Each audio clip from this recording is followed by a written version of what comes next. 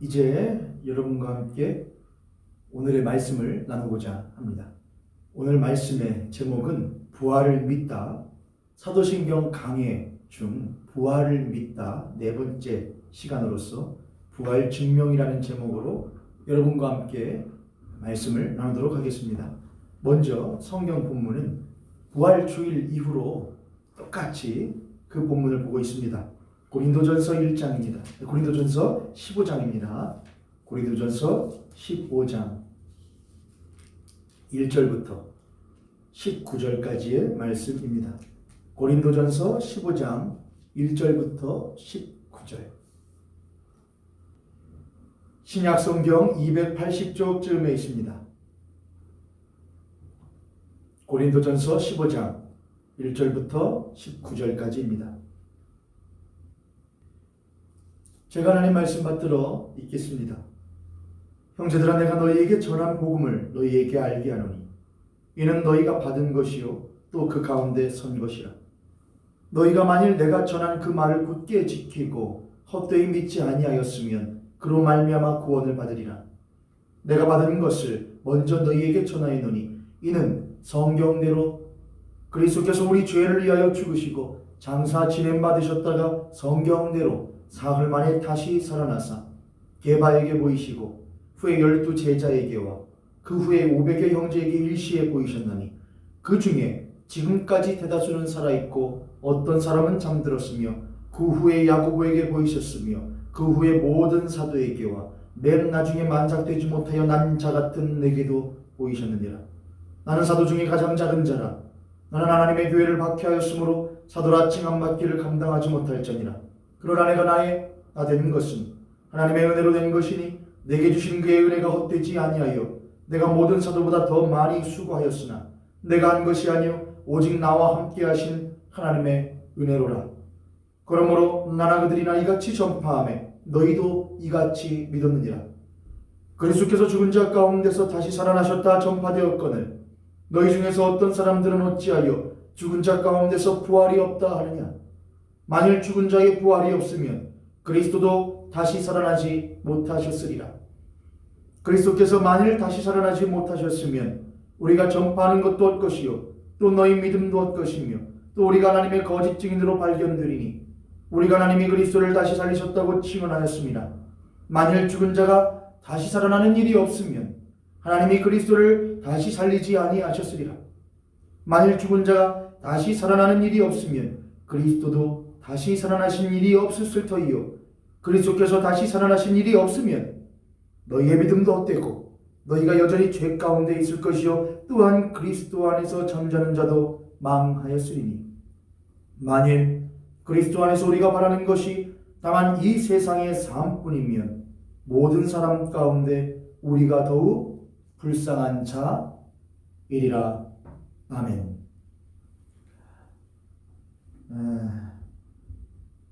여러분과 함께 이제 부활 증명이라는 주제로 말씀을 나누려고 하는데 그 전에 제가 여러분에게 이걸 한번 좀 읽어드리고 싶어서요. 종교 개혁하면은 종교 개혁에는 여러 인물들이 있습니다. 루터, 칼뱅이라고 하죠. 쯔빙글리, 위클리프, 뭐 이런 여러 종교 개혁가들이 있는데 그 중에서도 아무래도 상징적인 인물로서 가장 유명한 사람은 마틴 루터라는 신학자이자 성직자일 것입니다. 그런데 그 루터가 이렇게 기록한 것이 있는데 한번 들어보시겠습니까? 구약에 하나님이 친히 명하시기를 나환자, 나병 환자를 말하죠. 나환자를 공동체에서 격리시켜 성 밖에 살게 함으로써 전염을 예방하게 하셨다. 그렇다면 우리도 이 위험한 역병 앞에서 똑같이 해야 한다. 모든 감염자에게 타인과 떨어져 지내든지 신속히 격리 치료를 받게 해야 한다. 앞서 누누이 지적했듯이 이럴 때일수록 감염자를 곤경 속에 버려두지 않고 돕는 것이 우리의 본분이다. 그리하여 역병이 일찍 멎으면 그 개인에게만 아니라 사회 전체에 혜택이 돌아간다. 반대로 개인을 방치하여 남들까지 감염되면 사회 전체로 퍼질 수 있다. 이곳 비텐베르크의 창궐한 전염병은 바로 불결한 환경에서 기인했다. 다행히 공기는 아직 맑고 깨끗하지만 누군가의 게으름이나 부주의 때문에 감염된 사례도 덜어 있다.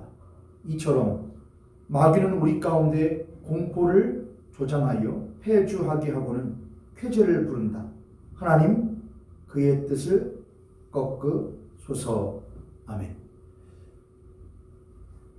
꼭 오늘날의 코로나 팬데믹 상황을 빗대어서 말하는 것 같지 않습니까?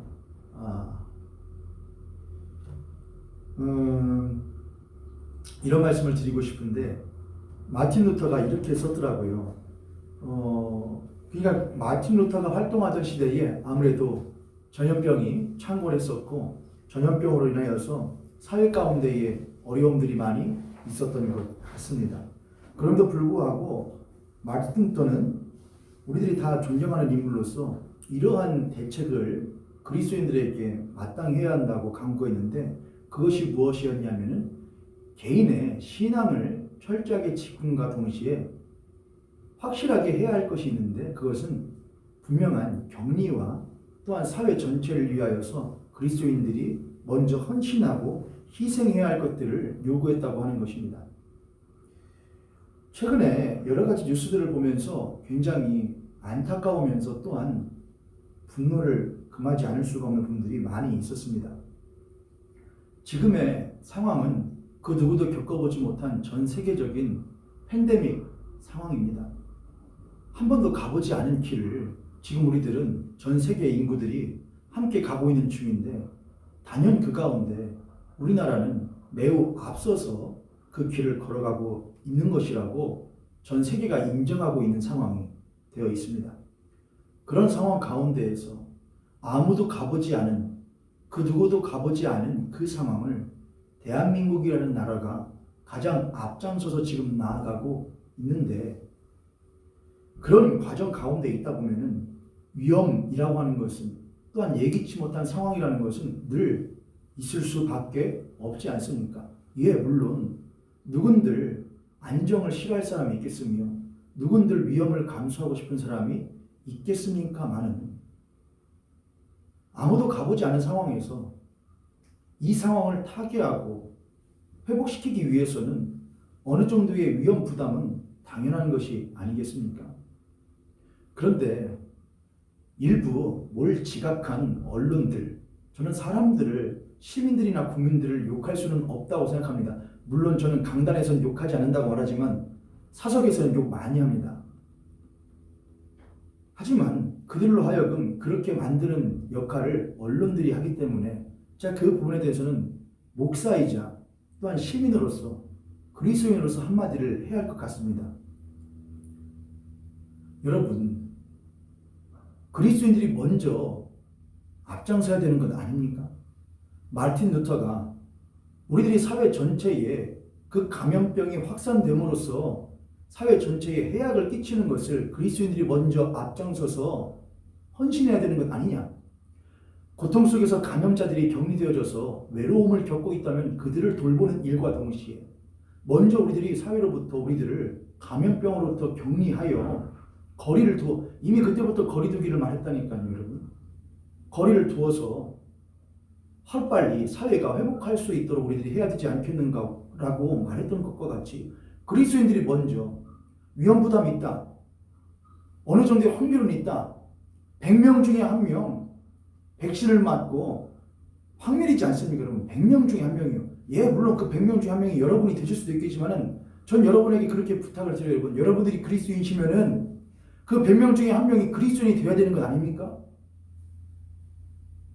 아무도 가보지 않은 일, 전 세계가 함께 가고 있는데 그러다 보면 위험 부담도 있고 어려움도 있는데 그럼 그 위험 부담, 어려움은 누가 감수해야 됩니까? 그리스도인들이 먼저 감수해야 되는 것 아닙니까?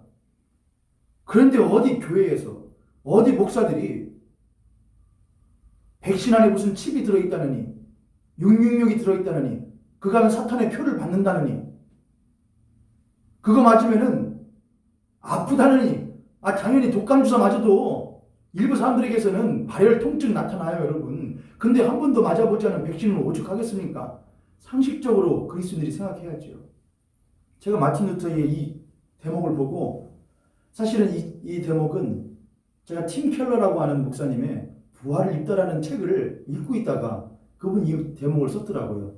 3월 달에 나온 아주 최신의 책인데, 제가 그걸 읽다가 야, 이렇게 생각을 하는구나. 마틴 루터는 이렇게 생각했었구나. 제가 개인 그리스도인으로서 내가 개인 그리스도 생각하는 것이 틀리지 않았구나. 성경적이었구나. 또한 내가 목회자로서 성도님들 앞에서 비대면 예배 선제적으로 철저하게 하자. 신앙적으로 불편하고 어려움이 있을 수 있다. 그러나 해야 한다. 그것이 세상을 향한 교회의 본분이다라고 말했던 것이 틀리지 않았구나라고 하는 확신과 동시에 위로를 받을 수 있었습니다. 목회자에게도 항상 염려는 있습니다. 혹시 이렇게 했을 때에 성도들의 신앙이 더욱더 후퇴되진 않을까? 나의 선택이 잘못되지 않았을까? 그러나 이런 분들의 글을 통해서 또한 마틴 루터의 이런 대목을 통해서 제가 한 번 더 확신과 동시에 위로를 얻을 수 있었습니다. 우리 사랑하는 모임교회 성도님들, 아파야 된다면 우리가 먼저 아파야죠. 어려워야 된다면 그리스도인들이 먼저 어려워야 되죠. 목사님 아파봤어요? 어려워봤어요? 굳이 여러분들이 그 말하려고 제가 아플 필요는 없지 않습니까? 내가 아파봤으니까 제가 여러분에게 아파도 된다고 말할 수 있는 건 아니지 않습니까? 그런 보복 심리를 갖지 마시고요. 제가 오늘 부활에 대해서 말을 하고 있는데 저희들이 지금 그리스도인들이 그 당시에 루터이든지 또한 그 이후에 유럽에서는 여러 번의 전염병 사례들이 발생했었는데 그때마다 그리스도인들이 헌신적이었었거든요. 근데 왜 그들은 그렇게 할 수 있었을까? 그들은 왜 탄압과 모진 박해 가운데서도 왜 그들은 태어날 수 있었고 오히려 불길 가운데 죽어가면서도 찬송할 수 있었을까? 그들에게 무엇이 있었기 때문이냐? 부활에 대한 분명한 소망이 있었기 때문이었습니다. 아플 거야, 힘들 거야, 외로울 수도 있을 것이고 사랑하는 이들과 잠시 동안 떨어지는 이별의 아픔을 경험할 수도 있을 거야. 그러나 이것이 끝은 아니야. 이미 말씀드렸듯이 축구 경기의 결과를 알고 보는 사람과 그 결과를 알지 못하고 보는 사람에게는 크나큰 시각의 차이가 있습니다. 그리스도들은 이미 그 결과의 끝을 알고서 오늘의 삶을 살아가는 사람들입니다. 우리 주 예수 그리스도께서는 승천하시면서 부활하시어 승천하시면서 제자들에게 그렇게 말씀하셨습니다. 볼지어다 내가 세상 끝날까지 너희와 함께 있으리라. 내가 너희를 위하여 초소를 예비하러 가노라. 12사도를 비롯한 초대교회 그리스도인들은 부활하신 예수 그리스도와 함께 먹고 마시면서 그분과 40일 동안 함께 동거동락하면서 부활에 대한 확실한 소망을 가질 수 있게 되었고 그가 승천하시면서 그분을 붙잡지 않았어요. 왜냐하면 내가 다시 그를 만날 날이 오는구나. 그분과 똑같이 이들도 부활하여 그분과 함께 그 초소에 있을 날이 오는 거라고 하는 분명한 부활의 소망이 있었기 때문이었습니다. 그렇기에 그들은 불길 가운데서도 찬양할 수 있었고 하늘을 우러볼 수 있었고 사회에 또한 세상 가운데에 어려움과 곤경 가운데 처할 때마다 그들이 먼저 앞장서서 어려움을 당하고 곤란을 당하고 오히려 자기들이 희생양이 되는 일들을 자처했었습니다. 무엇이 있었기 때문에? 부활에 대한 확실한 소망이 있었기 때문입니다. 그들은 그랬기에 이 땅 가운데 살아가는 삶에 대하여 다른 시각을, 다른 가치관을, 다른 관점을 가질 수가 있었던 것이죠. 사도 바울은 그렇게 말합니다. 누가 너희를 향하여 너희들의 그 삶의 소망이 도대체 어디서 나오는 것이냐?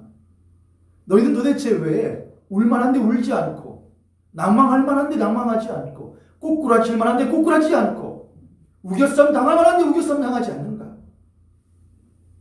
그렇게 물어보거든 너희의 그 소망의 근원이 무엇인지를 그들에게 밝히 알려주어라.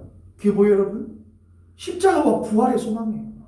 그가 나를 위하여 죽으셨는데 죽으신 것으로 끝나지 않고 원수를 다 이기고 사망 권세를 깨뜨리시고 3일 만에 부활하셨고 그는 승천하시어 하나님 보좌 우편에 앉아 계시며 나와 함께 늘 동행하시며 나를 위하여 처소를 준비하신다. 여러분의 그 소망이 있으십니까? 나는 전능하신 아버지 하나님 천지의 창조주를 믿습니다. 나는 그의 유일하신 아들 우리 주 예수 그리스도를 믿습니다. 그는 동정녀 마리아에게 낳으시고 본디오 빌라도에게 고난을 받으사 십자가에 못 박혀 죽으시고 장사된 지 사흘 만에 다시 살아나셨음을 여러분은 참으로 믿으시냐 이 말씀입니다. 오늘 우리들은 부활 증명이라는 주제로 이제 들어오게 되었습니다. 지난 시간까지 3번에 걸쳐서 한 것들은 부활이라고 하는 것이 우리들의 신앙에 있어서 어떠한 의미를 갖는지, 어떠한 위치를 갖는지, 부활이라는 것이 우리들에게 참으로 믿어지게 되었을 때에 우리의 삶에 어떠한 시각과 삶의 변화를 가져오는지를 어느 정도 개관하여서 여러분과 나누었었습니다. 오늘은 그것에 대하여 역사적인 또 합리적으로 역사적으로 한번 증명을 해보고자 합니다. 물론 이 부활에 대한 것을 역사적으로 합리적으로 증명한다고 하여 여러분이 또한 사람들이 믿을 수 있는 것은 아닙니다만 우리들이 믿고 있는 신앙이라고 하는 것 있지 않습니까? 나는 예수님을 믿어 라고 하는 그 신앙은 그냥 허구나 또는 공상이나 서로 화를 믿는 것이 아닙니다. 성경만큼이나 분명한 역사적 사실을 있는 그대로 증거하는 종교적 기록은 없습니다. 특히 예수 그리스도가 창세기 1장 1절에서 태초에 하나님이 천지를 창조하시니라. 요한복음 1장 1절에서 태초에 말씀이 계시니라. 그 말씀이 하나님과 함께 있으니 이 말씀이 곧 하나님이시라. 그가 곧 누구시냐? 예수 참 곧 세상에 와서 각 사람에게 비추는 빛이신 예수 그리스도라고 말하고 있지 않습니까? 그런데 그 예수 그리스도가 뭐라고? 그저 그렇게만 말하면 우리에게는 아무런 문제가 없어요. 우리는 그냥 이 땅에서 육신 가지고 살아가는 물질적인 사람들인데 그 예수 그리스도는 참 말씀이에요. 비물질적인 존재, 영원한 분이에요. 그냥 동떨어지는 존재예요. 그냥 거기에 계시면서 우리들을 우러러 보시면서 너 힘들지? 너 어렵지? 위로해 줄게, 사랑해 줄게. 그렇게만 해주셔도 감지덕지 할 건데 하나님은 그렇게 하지 않으셨다는 거예요. 어떻게 하셨다는 거냐? 영원하신 하나님이 영원하지 않은 유한한 시간 속으로 오셔요. 무한하신 분인데 끝이 없으신 분인데 그 무한하신 분이 죽을 수밖에 없는 이 공간으로 오셔요. 그렇지요. 영원하시고 무한하신 하나님이 유한한 언젠간 썩어 없어질 이 시공간 안으로 그분이 오셨다는 거예요. 그냥 우리가 살아가는 이 시간 가운데 오셨다는 거예요. 2000년 전으로 생각을 해보세요. 예수님의 제자들이 이 땅 가운데 살아가고 있을 때에 그들은 그냥 일상을 살아가고 있어요. 누구처럼? 우리처럼요. 그냥 살아가고 있는데 어느 날 한 청년이 나타나서 뭐라고 말하냐? 회개하라. 천국이 가까우니라 외치는 거예요. 뭐 하는 사람이야 저거? 똑같이 생각해 보세요. 우리도 같이 이렇게 살아가고 있는데 갑자기 나의 삶 가운데 누군가 찾아오셔요. 나의 마음을 뜨겁게 막 두드리셔요. 회개하라. 천국이 가까우니라 말씀하시잖아요. 근데 그것은 단순히 우리의 마음에 울림으로 울리는 것이 아니라 그들에게는 실제 그들의 눈앞에 있었다니까요. 그래서 요한일서 1장 1절은 그렇게 말하잖아요. 태초부터 그 생명의 말씀에 관하여는 우리가 들은 바요, 눈으로 본 바요, 주목하여 우리의 손으로 만진 바 되었다고 말하잖아요. 그건 실제였다는 거예요. 그들에게. 그냥 저 하늘에 있던 일들이 아니라 그 하늘에 계시던 분이 이 땅 가운데에 직접 육신이 되시어 오셨다는 거예요. 아니 그냥 그렇게 안 하면은 걸릴 게 없어요. 아멘이들이 뭘 가지고 항상 걸죠. 야, 예수가 진짜로 있었어? 정말로 이 땅 가운데 왔대? 증명해봐. 정말 십자가에 죽었대? 증명해봐. 정말 부활했대? 증명해봐. 못하지. 예수에 대한 이야기는 허구야. 그렇게 걸리적거리는 사람들에게, 그렇게 걸고 넘어진 이들에게 우리도 그냥 마음 편하게 할 수 있어요. 자유주의자 신학자들이 하는 것처럼 뭐라고? 맞아. 그냥 예수라는 인물은 하나의 무엇이었느냐? 가상의 인물이었어. 예수 그리스도의 제자라고 하는 이들이 예수라는 인물을 실제 부활했고 실제 뭐했고 그런 나중에 만든 이야기고 예수란 인물은 가상의 인물이었어. 혹 그가 실존했다고 하더라도 그가 부활하거나 십자가에 죽거나 하는 일들은 없었어. 우리가 이 성경을 읽으면서 그저 배울 수 있는 것은 마음의 위로를 얻는 것이고 이 땅 가운데서 어떻게 도덕적으로 윤리적으로 살아갈 것인가에 대하여 배우는 것이라고 하면 저도 세상 편해요, 여러분. 부활 증명이니 빈무덤이니 십자가의 죽음이 그런 거 말하지 않아도 돼요. 그냥 여러분에게 좋은 19절이 나와서 띄워오고 좋은 가요 나와서 띄워오고 여러분에게 그런 거나 틀어주고 뭐 하면 되느냐? 여러분 한 주간 동안 힘드셨지요? 걱정하지 마세요. 언젠가 우리들의 삶에도 쨍하고 해뜰 날 옵니다. 봄, 가을, 봄, 여름, 가을, 겨울 사시사철을 보세요. 다 돌아서 언젠가는 죽은 것처럼 보였던 나무에도 새순이 돋아나지 않습니까? 그건 부활이 아니에요, 여러분. 기독교에서 그딴 걸 말하는 것은 불신앙이에요. 그 나무는 계속해서 한 나무가 꽃을 맺고 풀을 맺게 하고 열매 맺고 또 시들고 또 소생하고. 근데 그건 뭐라니까요, 여러분? 제가 지난 시간에 했죠. 소생이라니까요. 그럼 그 나무가 영원히 있어요? 수명이 1000년이고 2000년이어도 언젠가 못한다니까요. 죽는 나무 같아요. 언젠간 죽는다고요. 끝난다고요. 그건 무한할 수 없다는 거예요. 그러나 부활은 아니에요. 부활은 영원이란 말이에요. 예수 그리스도는 죽었다가 뒤졌다가 소생한 게 아니에요. 그럼 그분은 다시 못할 수밖에 없는 거죠. 소생하면 뭐래요? 그가 33살에 죽었다가 다시 부활했어요. 소생했어요. 그럼 뭐래요? 언젠간 50, 60, 70 되면 다시 못할 텐데 죽을 텐데 그게 하나님이에요? 아니잖아요. 부활이라는 건 소생이 아니에요. 부활하는 건 반복과 순환과 율회가 아니란 말이에요. 부활은 이 땅에서 완전하게 초월한 걸 말하는 거예요. 그분은 영과 혼과 육이 우리와 똑같으신데 전혀 다른 부활하신 몸으로서 변화되었다는 것이 성경이 말하고 있는 바예요. 이거 말하면 사람들이 불편하다니까요. 예수 믿는다고 말하는 사람들도 불편하다니까요. 아유 목사님 그런 건 하지 말고 그냥 상식적인 걸 합시다. 제가 지금부터 상식적인 거 할 테니까는 여러분의 상식과 성경의 상식이 누가 맞는지 한번 확인을 해보시기를 바랍니다. 기독교 신앙이라는 건 절대로 상식을 벗어나지 않아요. 합리적이에요. 무턱대고 믿으라고 말하지 않아요. 그래서 오늘 우리들이 읽었던 고린도전서 15장에 보면은 사도 바울이 이런 말을 하죠. 야, 내가 받은 것을 너희들에게 전했다.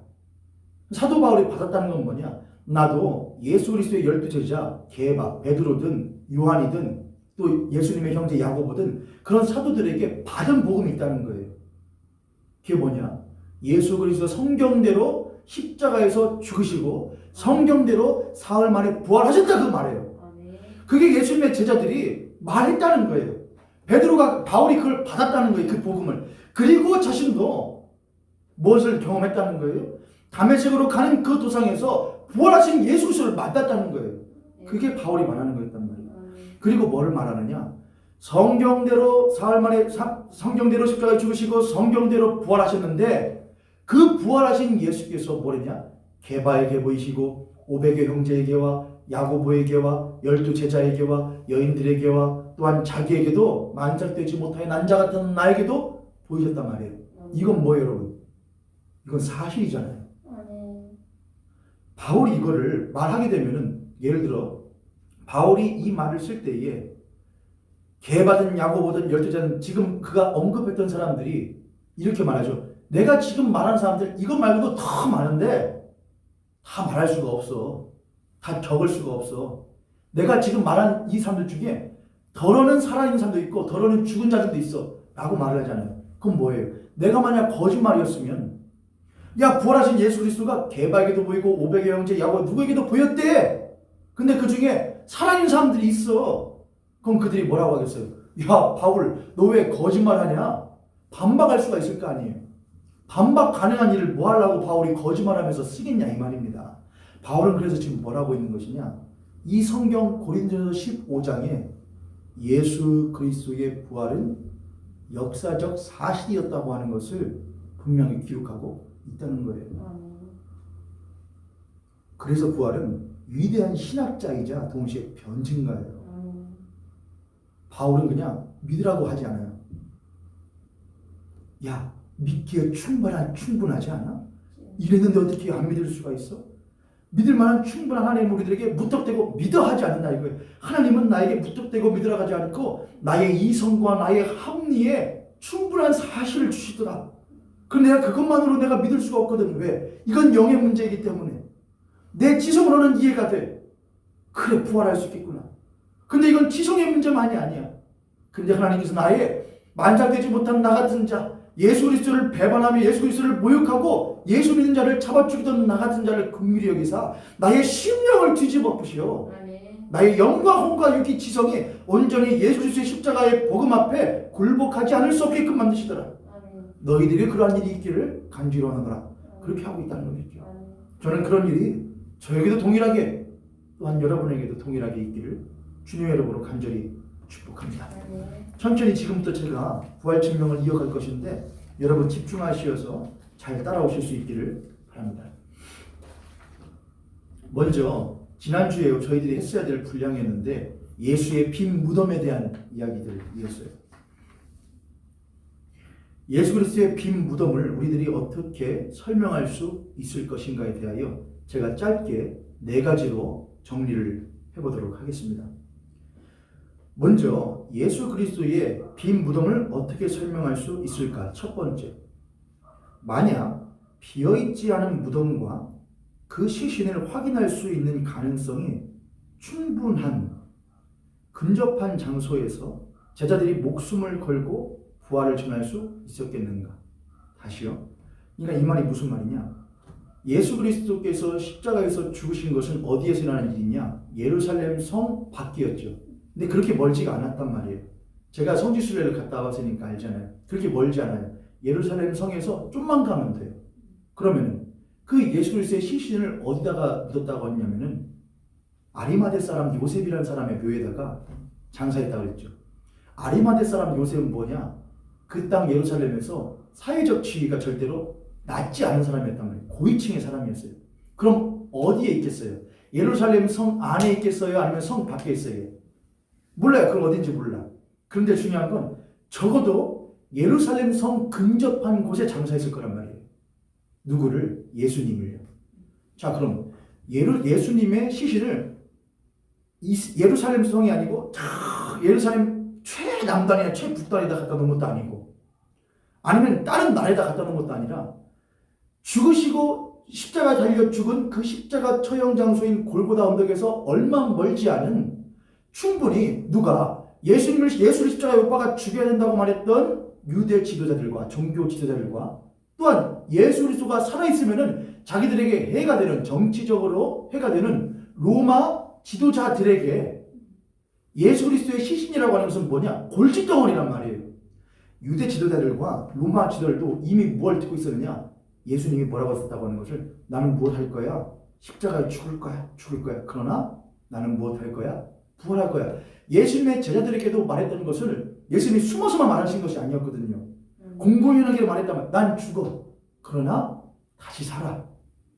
예수님의 제자들 그게 무슨 말인가 했단 말이에요. 유대인들은 그러한 전통이 있었거든요. 우리는 언젠간 부활해. 그러나 그것은 먼 이후의 일이야. 먼 이후에 하나님께서 이스라엘을 회복하시고 새하늘과 새 땅을 주실 그때 회복하는 것이야. 그때 부활하는 것이야. 그런 사고방식을 가지고 있기 때문에 죽었다가 다시 살아나는 부활을 유대인들은 생각지도 않았단 말이에요. 이해되셨죠? 로마인들은 당연하고요. 그런데 그러한 이스라엘 백성, 예수님의 제자들에게 예수께서는 부활에 대한 이야기를 계속하셨고 또한 예수님의 말씀을 뒷교에 따른 이들에게도 하셨단 말이에요. 그럼 그 중에 무엇들이 있을 거 아니에요? 유대 지도자들과 로마 지도자들의 끈앞풀들이 있을 거 아니에요. 그럼 그들이 뭘 하겠죠? 아니, 야, 예수라는 자가 뭐라고 말했냐? 자기가 하나님의 아들이라고 하던데요? 미쳤구만. 또 뭐라고 하더냐? 자기가 죽을 거라던데요? 그건 좋네. 또 뭐라고 하냐? 자기가 다시 살아날 거라던데요? 이런 미친놈을 만나. 유대 지도자들과 로마 지도자들이 그러지 않았겠느냐는 거예요, 여러분. 그래서 어떻게 하잖아요. 예수님이 죽으신 이후에 그 시신을 어디에 놓고 아리마대 요셉의 무덤에 놓고 약 2톤 가량이 되는 원형의 돌로 그 입구를 막죠. 그리고 뭘 하냐? 로마가 예수님의 제자들이 한 게 아니에요. 로마 총독 빌라도의 명예에 의해서 친히 뭐라냐? 임봉을 해, 봉인을 해요. 종이로 탁 띠를 둘러서 뜯지 못하겠다 이겁니다. 그리고 그 앞을 로마 군사 둘이 지켜요. 그렇죠? 자, 그럼 비어있는 무덤은 누구에게 더 혜택이 되고 누구에게 더 악이 되는 겁니까? 손해가 되는 겁니까? 비어있는 무덤은 예수님의 제자들에게 손해가 되는 게 아니고 누구에게? 유대 지도자들과 로마 지도자에게 손해가 되는 일이에요. 그럼 누가 불을 켜고 지킬 일이에요? 그렇죠. 유대 지도자들과 로마 지도자들이 불을 켜고 예수의 시신을 지켜. 저거 없어지면은 또 저 예수 믿는 저것들이 지네 스승 부활했다고 난리를 칠 것이니까 철저하게 지켜 할 일 아니겠어요, 여러분? 근데 그게 없어졌다니까요. 예수님의 제자였던 마태, 순교자 유스티우스, 테르툴리아노스 그들에 의하면 여기에는 예수를 믿는 사람도 있고 믿지 않는 사람도 있는 역사가들도 있는 거예요. 그들은 이렇게 말합니다. 유대교 지도자들이 거의 200년 동안 예수께서 죽으시고 부활한 이후 거의 200년 동안을 예수의 제자들이 시체를 훔쳐갔다고 말했다는 거예요. 그렇게 그냥 그 정도 여러분? 그럼 여러분은 그것이 알고 싶다 같은 걸 더 많이 보셔야 돼요. 여러분 추리를 좀 하셔야죠. 생각해 보세요. 유대 지도자들과 로마 지도자들이 예수님의 12제자보다 힘이 있어요, 없어요? 훨씬 많죠. 정치적으로, 종교적으로 훨씬 많단 말이에요. 누가 더 기득권이냐? 그들이 더 기득권이에요. 그들은 예수의 시신을 지켜야 돼요. 없어지면 안 돼. 근데 없어졌어. 그리고 그걸 보고서는 당시에 예수님을 믿든 믿지 않든 역사가들이 어떤 제자들이 기록할 때 뭐라고 해석하냐? 그 기득권이었던 유대 지도자들과 로마 지도자들이 뭐라고 말했냐? 야! 예수님의 제자들이 시체를 훔쳐갔다라고 말했다는 거예요. 그건 두 가지를 전제하죠. 첫 번째, 예수의 시체가 있다 없다? 없다! 없다. 누가 말하는 거예요? 유대 지도자들과 로마 지도자들이 말했다니까 기득권들이요. 그들은 충분히 그걸 지킬 능력이 있었는데 뭐라고 하냐? 없다! 두 번째, 뭐가 전제되는 거예요? 나도 그 시체를 확인할 수가 없었다. 아무도 찾을 수 없었다. 영화 부활이라는 영화를 보게 되면은 거기에 시체가 없어진 것을 알고 빌라도는 부하에게 명령을 해서 시체를 찾도록 만듭니다.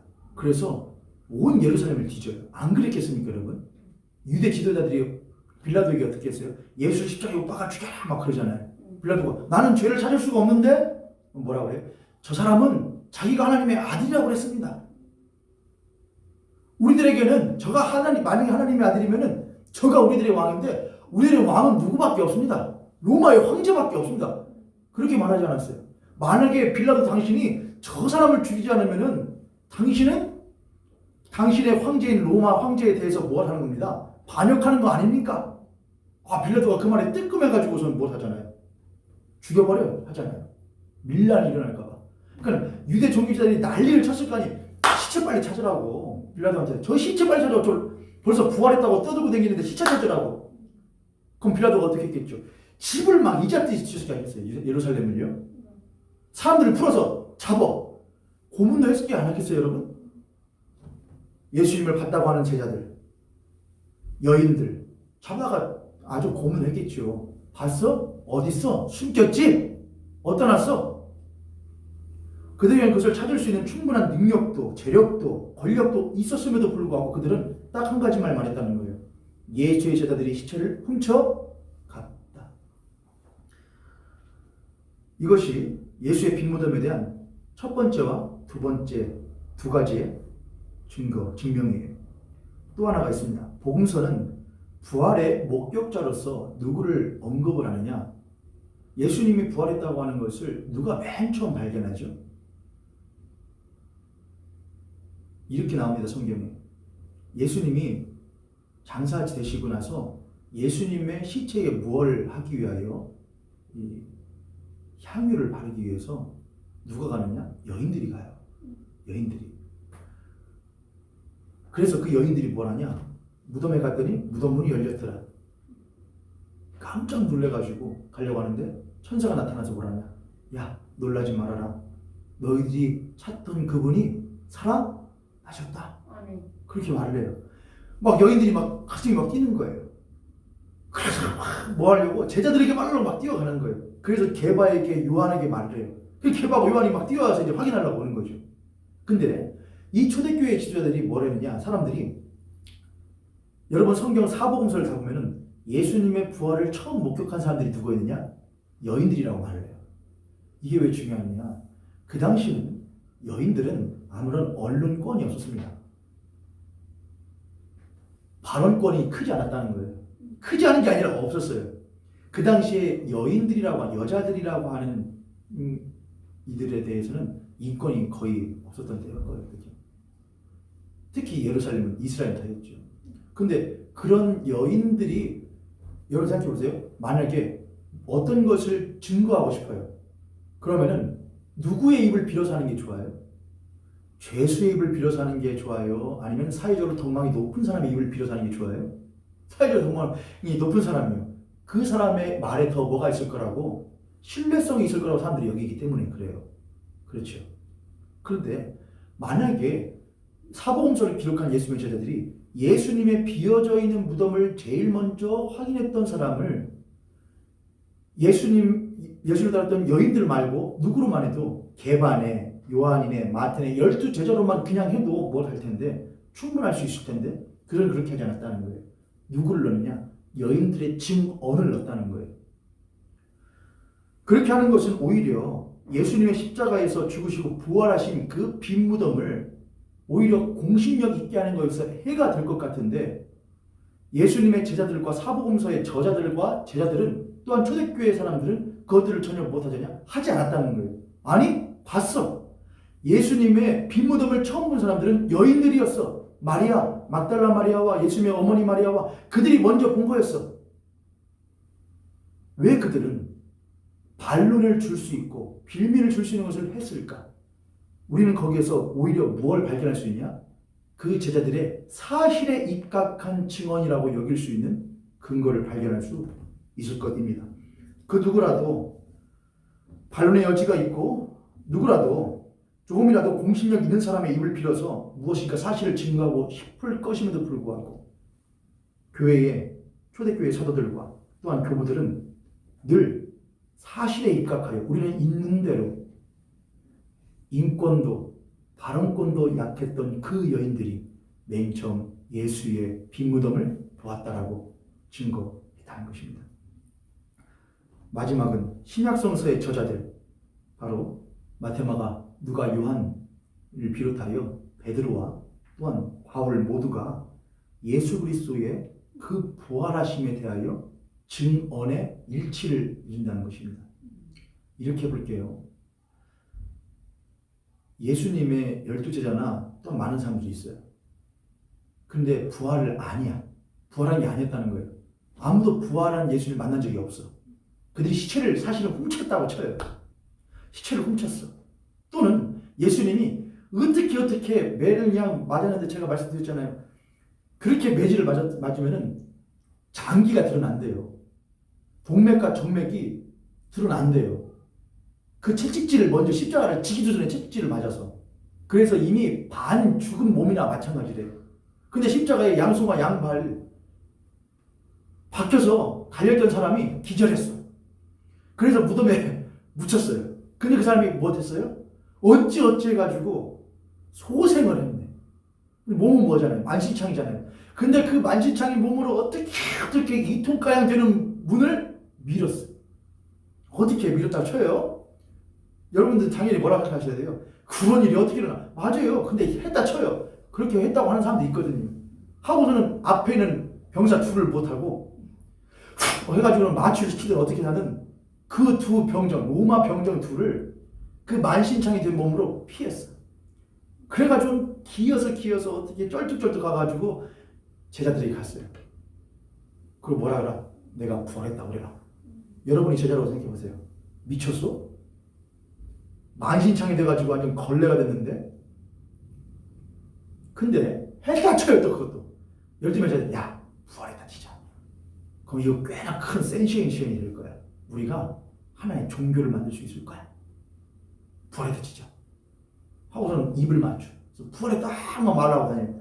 그런데 실제는 부활 안 했잖아요. 근데 부활했다 막 하고 다녀요. 하고 다니다가 무슨 일이 일어나게 되면은 만약에 그 가운데 의해서 뭐가 일어나요? 왜냐? 그 당시에는 부활했다고 말하면 살해의 위협을 받았다니까요. 십자가에 똑같이 못 박혀 죽는 거예요. 그럼 무엇 할 수 있잖아요? 내가 왜 부활하지도 않은 걸레처럼 되어버린 그 사람을 하나님의 아들이며 그가 십자가에 죽었을 뿐 아니라 부활했다고 내가 거짓말하다가 내 목숨을 걸어야 되는 거라는 생각을 하지 않겠습니까? 그렇죠, 여러분. 그럴 위험 부담이 있지 않겠습니까? 그럼 뭐 하려고 이렇게 해요? 그러나 우리가 읽고 있는 신약 성경은 공이 모두 뭐라고 고백하느냐? 예수는 십자가에 죽으실 뿐만이 아니라 다시 부활하셨다고 분명히 고백하고 있다는 거예요. 거기서 우리는 예수 그리스도의 빈 무덤이 사실이었음을 역사적으로 증명할 수 있다고 하는 것입니다. 제가 지난주에 역사적 증명 말할 때 막바지 했던 것은 꼭 유튜브에 있는 설교를 다시 한번 들으시길 바라요, 여러분. 역사적 증명은 이것을 부활을 가지고 뭘로 증명하라고 하는 과학적으로 증명하는 것은 그건 바보 천치예요, 여러분.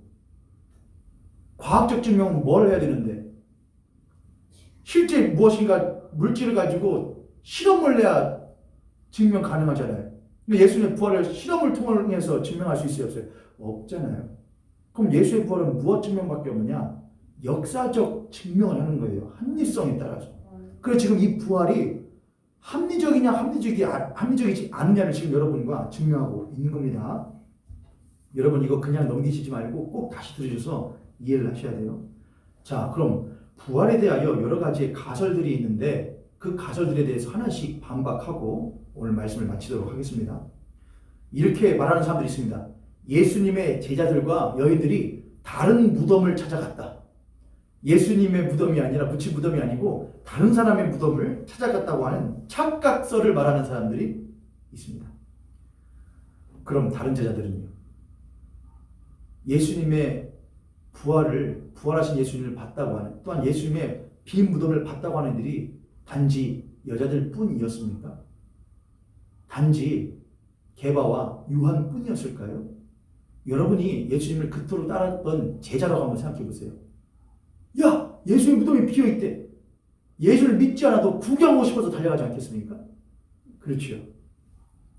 또한 다른 무덤을 찾았다고 하는 착각. 여러분, 예수의 제자들은 3년 동안 예수님과 공생애를 함께하면서 동거동락했던 사람들입니다. 그들보다도 더욱더 예수님을 철저하게 따랐던 이들은 여인들이었어요. 한번 생각해 보세요. 막달라 마리아 또는 음란한 일을 하고 광장 가운데 끌려왔다가 예수님께 용서받았던 여인을 생각해 보세요. 여러분이 만약 그 여인들이라면 여러분은 예수님을 잊을 수가 있겠습니까? 그런 분이 죽어 계시는 무덤을 여러분은 착각할 수 있겠습니까? 이거는 논쟁의 여지가 없는 허무맹랑한 이야기니까 이건 반론의 여지가 없습니다. 아니 그럼 다른 무덤이라고 쳐요. 그럼 이렇게 하면 되잖아요. 유대 지도자들과 예수님을 묻었던 걸 확인했던 로마 지도자들이 야, 저 바보들. 야, 그건 다른 무덤이잖아. 아휴, 여기가 진짜 무덤이잖아. 여기다 묻었잖아. 안 보여? 야, 시체 꺼내. 보여주면 될 거 아니에요. 그럼 일 끝나는 건데. 그렇죠. 그러므로 다른 무덤을 찾았다고 하는 착각설은 이거는 논쟁할 가치도 값어치도 없는 가설입니다. 두 번째가 있어요. 환상설이 있습니다. 환상. 이게 뭐냐? 예수님의 부활하신 것을 사람들이 본 것은 집단적 환상이었다고 하는 거예요. 왜 우리 그럴 때가 있지 않습니까? 너무 보고 싶어. 막 그러면 헐것 보일 때가 있죠. 그럴 때 없으세요, 여러분? 아니 너무 보고 싶어. 꿈에라도 보고 싶어. 정말 그리워. 그럼 사람이 좀 이렇게 헛것을 보기도 하고 그럴 수도 있잖아요. 그럴 수 있다고 쳐주세요, 제발. 그렇게 말하는 사람들이 있으니까. 있다고 쳐요. 하지만 그런 예수를 봤다고 하는 사람들이 사도 바울이 고린도전서 15장에서 말하는 사람들만 해도 이미 500여 명이 넘어서고 이미 그 사람들보다 더 많은 사람들이 있다고 사도 바울이 말하고 있고 그들 가운데 태반이나 아직 살아있다고 말하고 있는데 그렇게 수많은 사람들이 집단적으로 예수 그리스도의 부활하신 것을 환상으로 봤다고 하는 것이 가능하겠습니까? 더군다나 그런 이들이 뭐라고 말하냐? 부활하신 예수님이 40일 동안 그들과 함께 하시다가 승천하셨다고 하는데 그럼 그 집단적인 환상을 40일 동안 겪고 있었다는 것을 여러분들은 믿으시겠습니까? 이 또한 그냥 유대 지도자과 종교 제자들이 로마 지도자들이 뭘 해버렸으면 끝났을 것, 예수의 시체를 그냥 가지고 와서 보여줬으면 끝났을 일이었는데 그들은 그렇게 하지 못했다고 하는 것입니다. 안 한 것이 아니고요. 못했다는 것입니다. 세 번째 이런 가설이 있습니다. 기절설. 아까 제가 말씀드렸죠. 예수님께서 십자가에서 죽으셨는데 잠깐 동안 가사 상태에 들어가셨다가 이건 제가 이미 했기 때문에 여러분이 충분히 이해하셨으리라고 믿습니다. 네 번째 도난설이 있습니다. 이 예수님의 제자들이 시체를 못했다? 훔쳐갔다. 제가 이미 말했지요. 로마 군인들은 그럼 꽁으로 있습니까? 그 앞에요. 아니 그러면 또한 예수님의 시체를 예수님이 가만히 생각해 보니까 예수님의 제자들이 예수 십자가에 죽으시고 3일 만에 부활하시니까 가만히 생각해 보니까 내가 이제 앞으로 어떻게 살지? 어떻게 먹고 살지? 3년 동안 고기 잡던 것, 세리짓 하던 것 다 버리고 예수님 쫓았는데 그분이 죽었으니까 이제 뭐 먹고 살지? 뭐 하고 살지? 그분이 부활한다고 말했었지? 옳거니 그분의 시체를 도둑질하자. 그리고 무엇했다고 거짓말하자. 부활했다고 거짓말하자. 자, 그랬다고 하죠. 자신의 스승의 시체나 훔쳐서 그 예수가 부활했다고 구라나치는 그런 자들이 어떻게 성경을 우리들이 보기만 하면 예수 믿지 않는 사람들까지도 인정하지 않을 수 없는 최고의 윤리적인 가르침과 인간에 대한 성품의 요구와 신념과 또한 철저한 제자도의 삶을 요구할 수가 있었을까요? 자신의 영리를 위해서 스승의 시체나 훔쳐다가 부활했다고 거짓말 치는 이들이 어떻게 최고의 윤리적 가치와 신념과 가치관과 제자도와 이런 이념들을 어떻게 가르칠 수가 있었고 또한 그것을 배울 수가 있었겠냐는 것입니다. 그렇게 거짓말이나 치는 사람들이요. 그것이 어떻게 2000년가량 유지될 수 있었겠냐 하는 것입니다. 도난설은 그래서 상식적으로 생각해도 말이 되지가 않고 또한 제자들의 입장에서 인간적으로 생각해도 말이 되지 않는 가설입니다. 다섯 번째, 이동설이라는 것이 있습니다. 그건 뭐냐? 로마가 또한 유대 종교 제자들이 이렇게 생각했다는 거예요. 예수의 제자들이 분명히 예수님 시체 훔쳐다가 부활했다고 거짓말 칠 거야. 걔들이 손 쓰기 전에 우리가 먼저 손 쓰자. 그래서 예수님의 시체를 자기들이 먼저 다른 데다가 옮겨놨다는 거예요. 그럼 그건 더 말이 안 되잖아요. 못하면 되는데 이게 봤더니 예수님의 제자들이 봤더니 무덤 비었네? 부활했구나. 예수님 부활하셨네 하고 뛰어다닐 때 종교 지도자들과 로마 지도자들이 뭐하면 되잖아요. 저 걸렸네. 내가 너네 그럴 줄 알고 설레발칠 줄 알고 빼돌려놨어. 니네 스승 시체 여기 있다고 해서 보여주면 될 거 아니에요. 근데 그렇게 했다 안 했다? 못했다는 거예요. 상식적으로 여러분이 그냥 생각을 한번 해보세요. 마지막 여섯 번째 모방설이 있어요. 이건 뭐냐?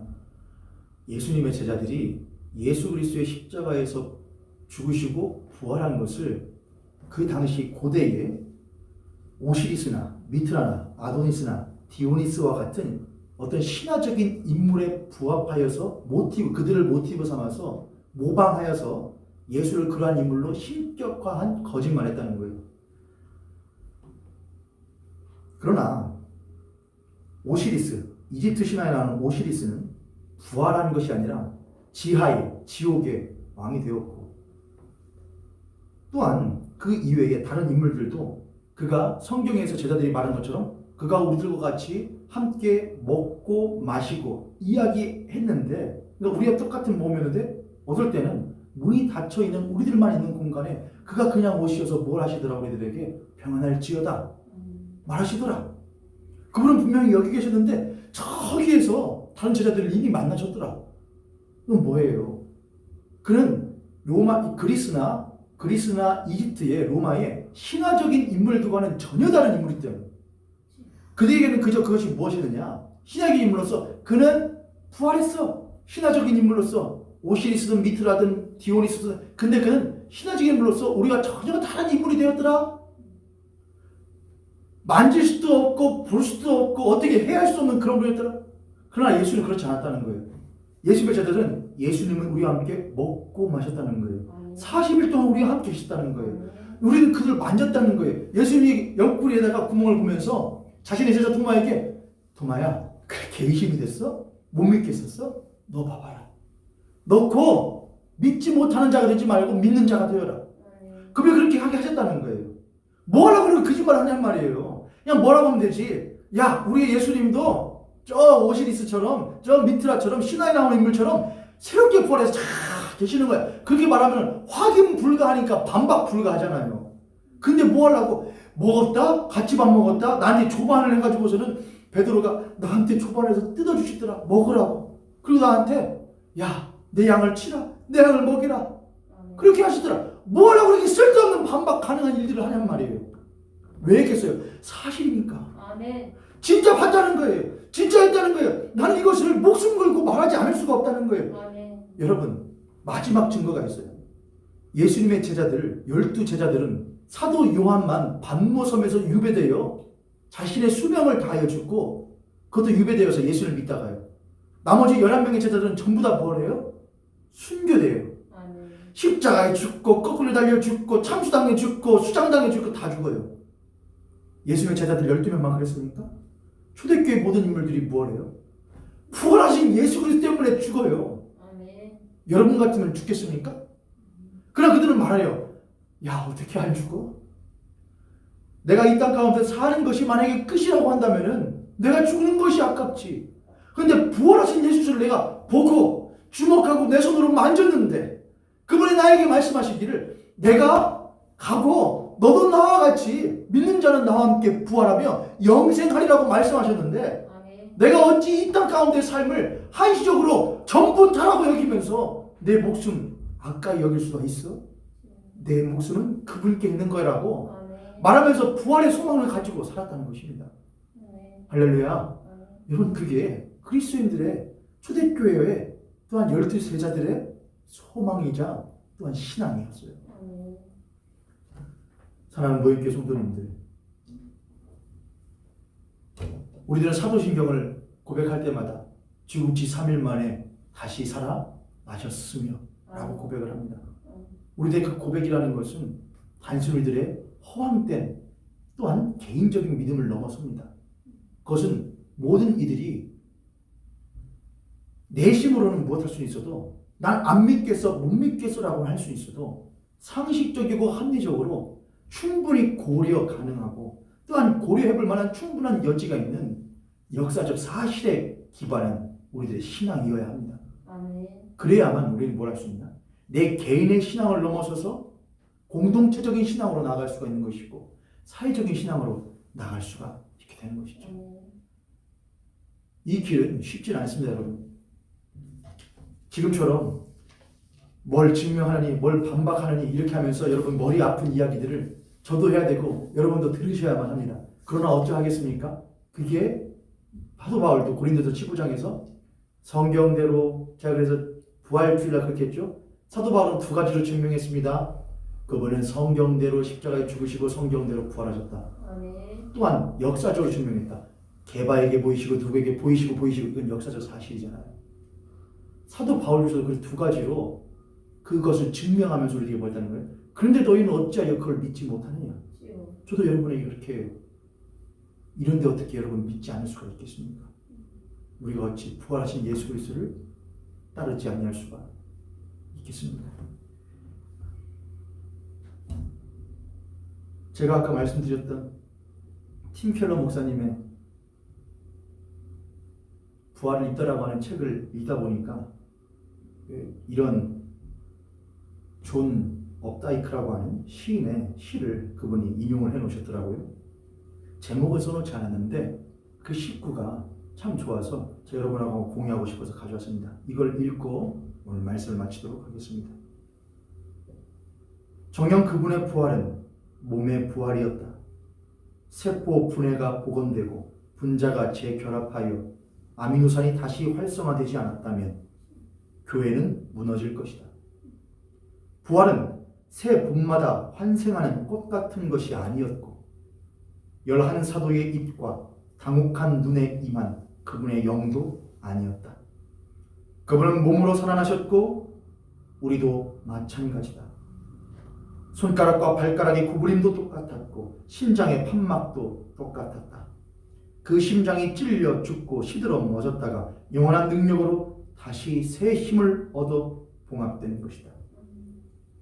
은유와 유추와 우회와 초월로 하나님을 조롱하지 말자. 이 사건을 어수룩한 옛날에 칠했다 퇴색된 상징과 비유로 둔갑시키지 말고 문 안으로 걸어 들어가자. 돌은 굴러갔다. 임시 조형물이나 허구의 돌이 아니라 서서히 시간이 흐르면 우리 각자의 환한 날빛을 가릴 거대한 물리적 바위는 굴러갔다. 그 무덤에 있던 천사도 진짜 천사로 놓아두자. 막스 플랑크의 양자들로 묵직하고 머리칼이 생생하고 새벽빛 속에 아련하며 엄연한 배틀로 짠 진짜 세마포 옷을 입은 그를 우리가 편리한 대로 또 아름답게 포장하고 싶어 굳이 덜 무시무시하게 만들지 말자. 그렇지 않으면 우리는 불시에 깨어날 때 그 기적 앞에 난감해지고 책망 앞에 무너질 것이다.